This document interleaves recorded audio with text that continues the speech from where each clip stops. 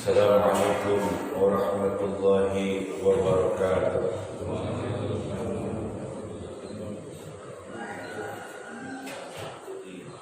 Innal hamdalillah nahmaduhu wa nasta'inuhu wa nastaghfiruh wa na'udzu billahi min shururi anfusina wa min sayyiati a'malina.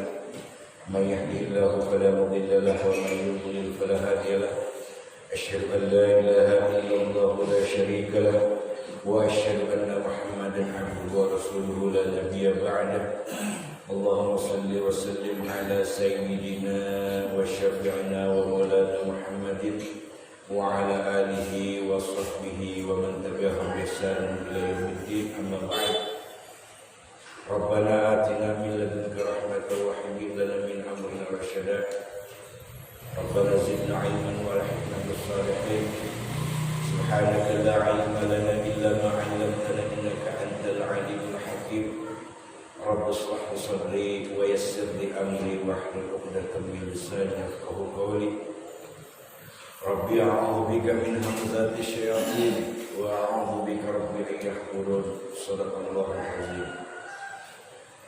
Ikhwatal iman, jamaah salat subuh yang dirahmati Allah Subhanahu wa taala. Segala puja dan puji hanya milik Allah Rabbul Alamin. Dan semoga salawat beserta salam senantiasa kita sanjungkan, kita kirimkan kepada Nabi kita yang mulia, Nabi besar kita, qudwah kita, suri tauladan kita, Muhammad bin Abdullah.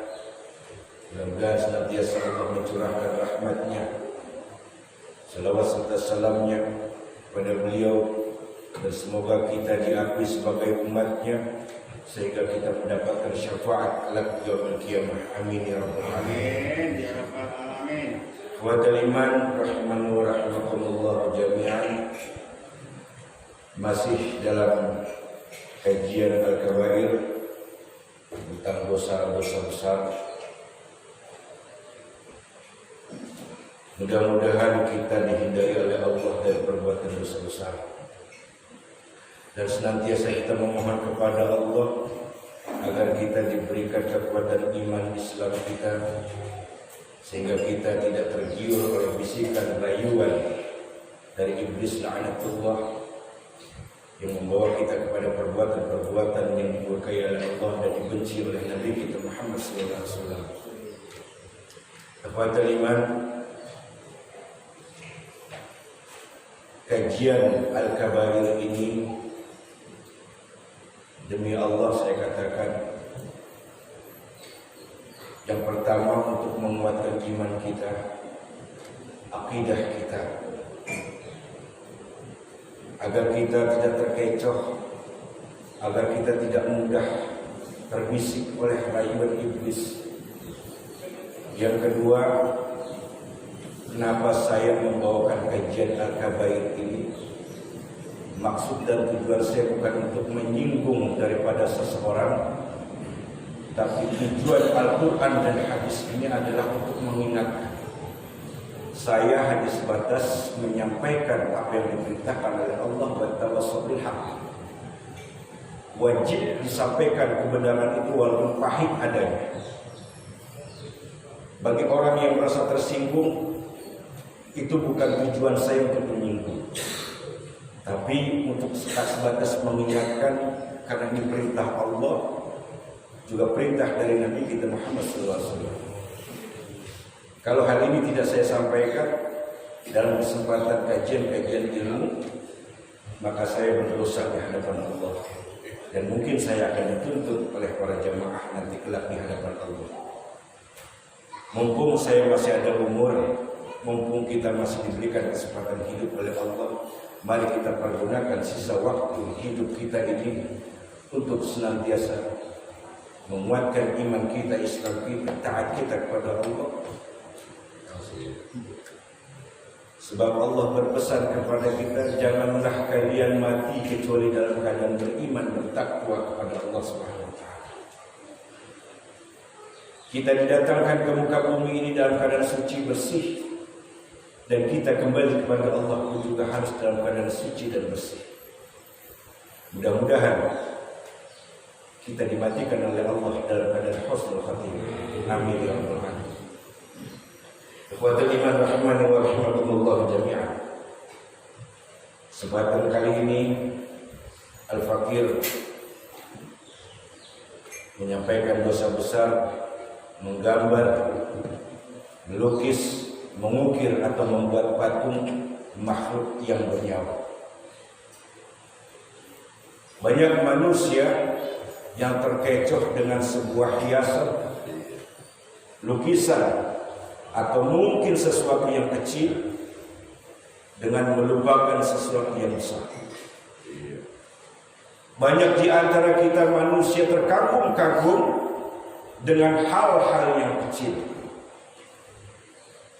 tapi dia lupa dengan hal-hal yang besar.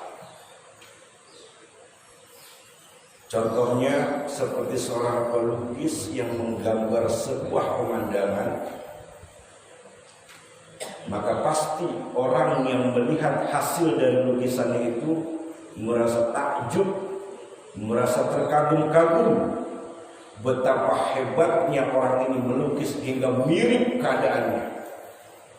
Dia duduk di satu tempat, lalu dia lukis keadaan sekitar itu hingga mirip.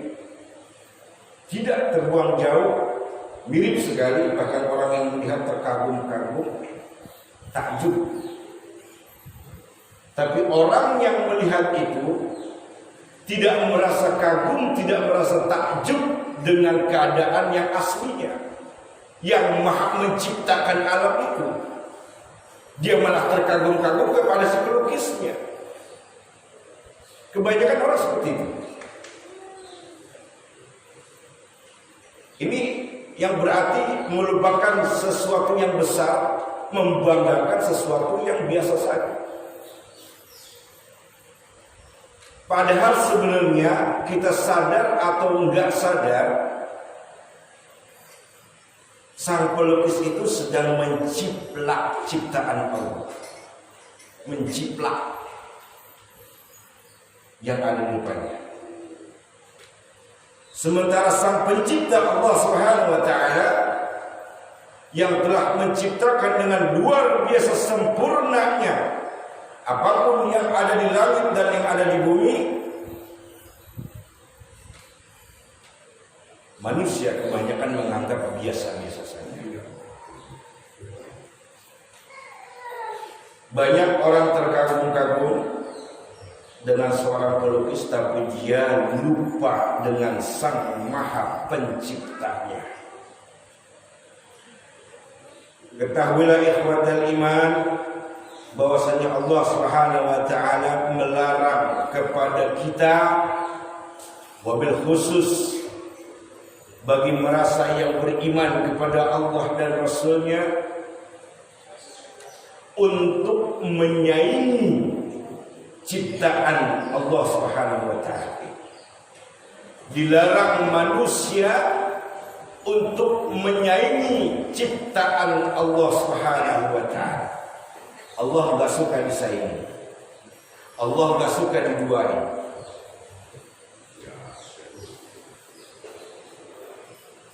Sampai di dalam hadis disebutkan Allah Subhanahu wa taala berfirman, barang siapa yang berani mengikuti apa yang telah aku ciptakan, maka aku akan menjadikan sesuatu itu untuk menyiksa dirinya.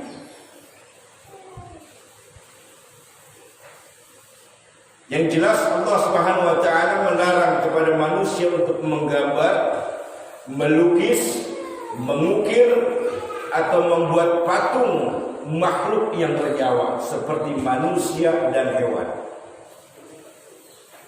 Dilarang keras. Apabila masuk dalam larangan keras berarti itu haram sifatnya, dan itu menjadi dosa besar bagi pelakunya. Kalau sudah dikatakan haram oleh Allah dan Rasul-Nya, maka di situ ada laknat Allah, maka di situ ada azab Allah yang amat pedih. Ini disebut dosa besar.